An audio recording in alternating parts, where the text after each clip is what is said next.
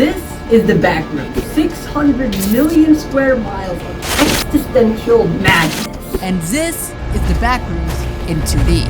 It looks like a pixelated stick. But before I show you the entire game, we need to go back a week and I noticed our particular pattern. I think the internet likes the backroom. And in case you've been living under a rock, the backroom is an internet creepypasta that looks like this. You end up here by no-clipping of reality, and the internet has transformed it into an SCP-like society with so many rooms. And since I know how to make video games, why not try turning this into a game? That's been done a million times. So logically, the next step would be turning this into 2D. And since I'm going on vacation soon, I have 5 days to make and publish it. Oh boy. The first step to create the backrooms is procedural terrain generation. Now if you don't know what that is, I don't either. It just makes me look smart. But the idea is to randomly place these tiles in a way so that they all connect. Well, we're trying to hit 1,000 subscribers before the end of the month, so I can monetize these videos and create better content like this. So no-clip yourself into that button in 5, 4, 3, 2, 1. Congrats, you just helped me create another video. And we can procedurally generate these tiles by sketching a placeholder tile in Photoshop, smacking some connection points on there, do a frick ton of coding, and if we play, we have a bunch of tiles. Now this is cool and all, but I want to control the generation of these tiles. Introducing the loot table, a way to customize the probability of each tile spawning. And when playing around, the results can be pretty interesting.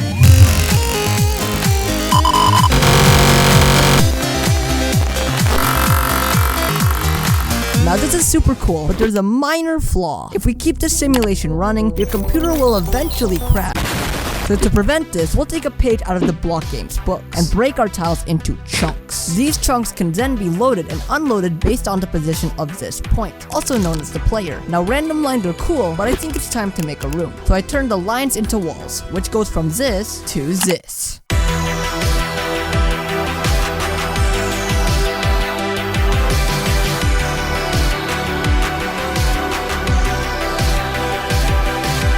Now one of the key components of the backrooms are the entities. Lots and lots of entities that make it their sole mission to decimate you. To simulate an enemy, I created a brown circle. Then, I downloaded this pathfinding solution, smacked it onto our circle, coded some more spaghetti. Like, what is this? And we now have a brown circle infinitely chasing us, which is cool, but the yellow walls and black tiles don't exactly make this creepy. So I hopped onto Photoshop, created some pixel art, and replaced the yellow and black tiles, which led to this.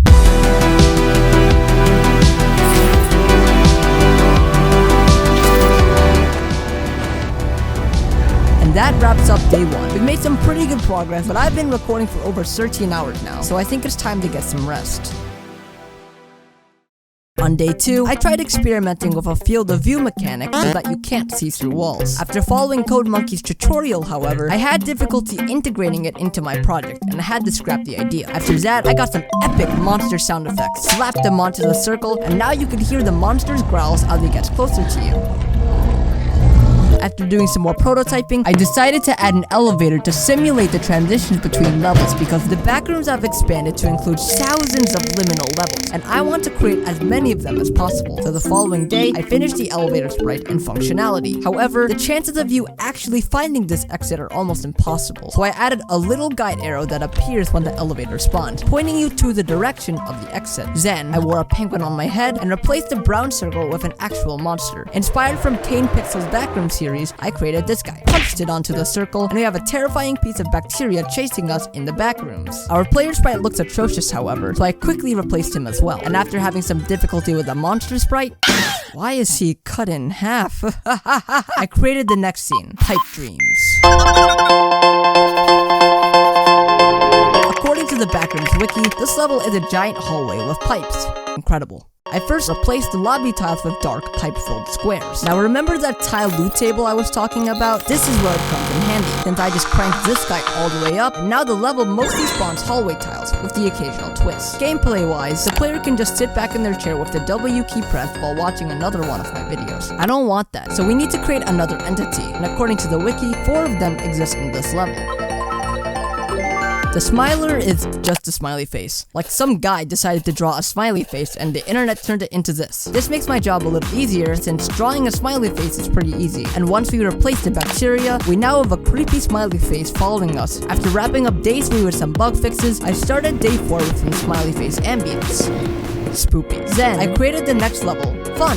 It's literally called Level Fun. Level Fun is a giant colorful party room similar to ones you may have seen on your 5th birthday. Yeah, I'm talking to you, Johnny. Similar to the other 2 levels, I started by repainting the tiles and adjusting the spawn tables to get the desired results. After adding the footsteps and level ambience though, I attempted to expand my tile generation with group tiles. Level Fun has these rooms with colorful tables and cakes. But how do we implement these rooms into our generation system? Well, you make a big room, put it into the project, pray that it doesn't break, contemplate your decisions, make the spaghettiest code in the world that would even impress Gordon Ramsay, and celebrate. With our party rooms integrated, I moved on to the entity, which in this case is a party goer. So based on the reference images I got from Google, I made some pixel art, drew a smiley face, and slapped it into the game. Added some ambience, and let's party.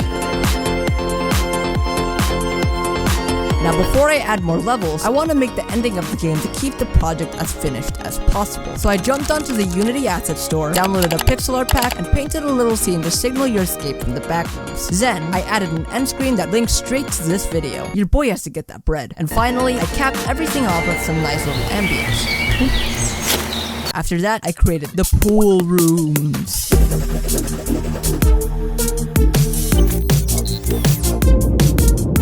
As the name suggests, this is a harmless level filled with pools. After painting all the regular tiles, I moved on to the big groups, one of which containing 4 pools and the other one containing one massive pool. Let's test it out. So it turns out that my level code looped over 50,000 tiles every single frame. So I reworked the system, but occasional bugs and overlaps happened, which I unfortunately couldn't fix. I also added a mechanic that slows you down when you enter one of these pools. After adding small features like multiple entities spawning and constantly playtesting the game, it's time to hit that build button. To publish this game, we need a game page which requires a title, an icon, and some good looking graphics. And finally, after 5 days of development, the backrooms in 2D.